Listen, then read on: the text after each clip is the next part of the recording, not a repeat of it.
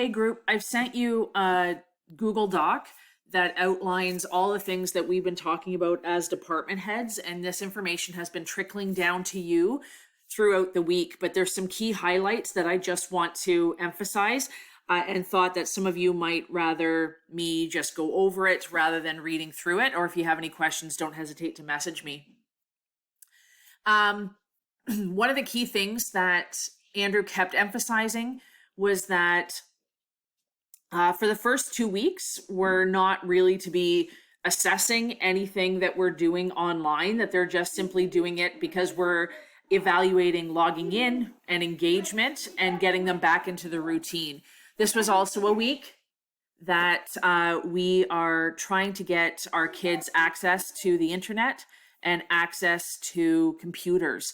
So there are some kids who cannot log into your class this week, so it would be unfair for them to miss out on any assignments. The frustration was also connected to the fact that many of you diligently tried to connect with your period 1 class, enter it into the database, and that information seems to have only stayed with admin. So even I am unclear as to which kids in my class don't have access. And that's why I think it would be a good idea if you could touch base with all of your classes and just send out an email and see who responds, just to see if you can connect with your students. It's not not a mandatory thing. Just I'm trying to see who has connections or who doesn't, or who isn't able to see what's going on. So other key things that were coming down is that the other key thing that Andrew kept emphasizing was credit integrity is not the objective, that you can't compare this semester to last semester. So if you were concerned about giving your kids in this semester a higher mark than the kids last semester because you have less evaluative pieces, because there's just less, or you're working with different circumstances, that is okay. You will never be questioned on the marks that you give or the marks that you have based on what you accomplished so far in the semester. This is incomparable to anything else we've ever done. And so I want you to go easy on yourself, that you don't have to worry about people evaluating what you're putting up on Classroom or what you're providing and whether or not it's the same as last semester or, somebody else who's ever taught this course before. Okay, so some other things that came down that we talked about on Thursday. I haven't seen this email show up. However, admin let us know as department heads that grade 12s are the only ones who are getting midterm marks. And the reason for this is because colleges and universities still require those. So if you have a grade 12 class, it doesn't matter the destination that it is in. It can be workplace, college, or university, but you will be required by April 27th to have midterm marks included. No comments, just the marks. And so I have 3 grade 12 classes, so I will be reporting on all 3 classes. So I sent out an email to my grade 12s that what specifically will be included in their midterm mark. And what I am focusing on from now until the 21st of April, because I set a deadline for them, is if they are missing one of those 3 assignments, that they must work on that first, and then any work that I'm posting after that.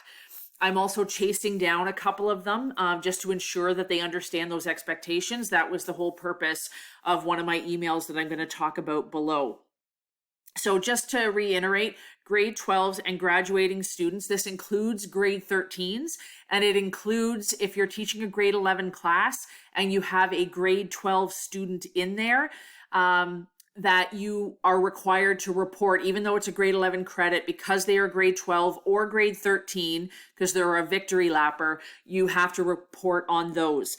Admin is going to be sending out an email that will outline all of that and include the list of all grade 12 students and all victory lappers so that you can go through your grade 11 courses if you have them and make sure that those students are included in the midterm marks. Okay. So, other things that I want you to think about in terms of my grade 12 classes, I wanted to make sure that they got that message. And if you want, I can actually, I'll include the message that I sent to them, so that if you have a grade 12 class and you would like to send them the same message, that you can absolutely do that. So the other thing, Marion had mentioned attendance, and they still were unsure about what we were doing because we were still working on kids having access. But this got me to thinking about just wanting to know who's logging in or seeing the message that I sent them about midterms. And so, when it comes to attendance, we are not required to take attendance, but I just wanted to gauge who's logging in, who has access and who doesn't. Because we haven't seen the list of who doesn't have access, I'm going to have to make phone calls. This is not required, but I just wanted to see for my own self, who is logging in, who's getting the messages. So I have about 4 or 5 students in each of my classes that have not emailed me or responded to any of my posts. And so in classroom, so I'm going to be working next week to call those students just to make sure. Just a recommendation. I know that privacy or your personal cell phone number is of concern to you. I have been using *67 before I dial the student's number, so that way I am able to block my number. It doesn't show up on their caller ID. So I'm going to be touching base with those students, and I would highly recommend that if you see students who are not connecting or that you haven't heard from, if you can give them a call. I also called a bunch of students from my e-learning class, and what I learned is they're a lot like me. They don't really pick up on phone calls. So I had to leave a lot of messages, and then they'd go online and find my email and then respond to that. So it's very likely that you may not even connect to anybody, even though we know everybody should be home. One thing that we were talking about, because we have been doing Google Meets, there has been so much information about video chats. And in the very beginning, people were like, "Ooh, this is great. We're connecting. It feels great." And then as time went on, there's more and more reports of hackers, especially into Zoom. And Google Meet has been a little bit glitchy. So for so many reasons, including the fact that on a regular basis, I look like I've just rolled out of bed because I have. And so I'm not doing video chats because I'm not ready to be on screen. And I'm just not comfortable with all of the things that could go wrong. However, I don't want to discourage you if this is something that you would like to do.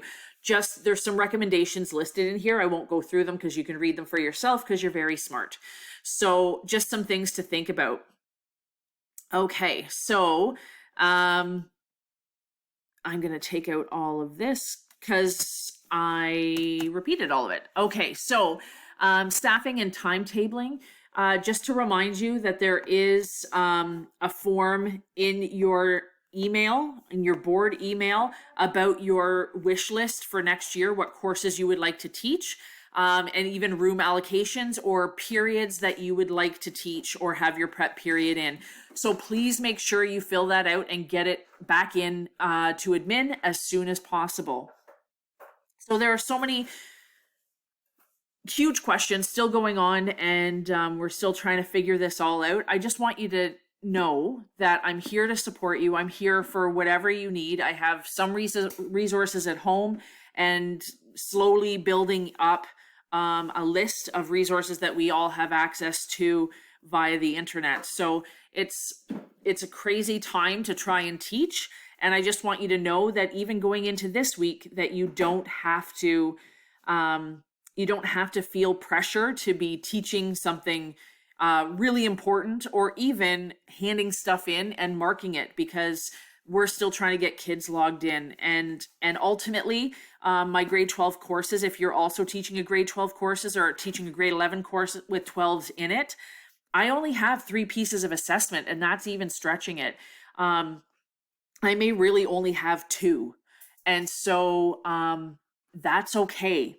I am okay with only having 2 pieces that I'm giving a midterm mark that's going to their college or university. What I am doing is making sure that my students know that they have to have 2 or 3 of those assignments handed in, and that I'm basing their midterm mark on it. So for everybody else, grades 9 to 11, there is no report cards due, there is no marks due. You just need to work on getting them engaged with some content, and just seeing if there's activities that they can complete. Don't hesitate to reach out if you have any questions. Talk to you later.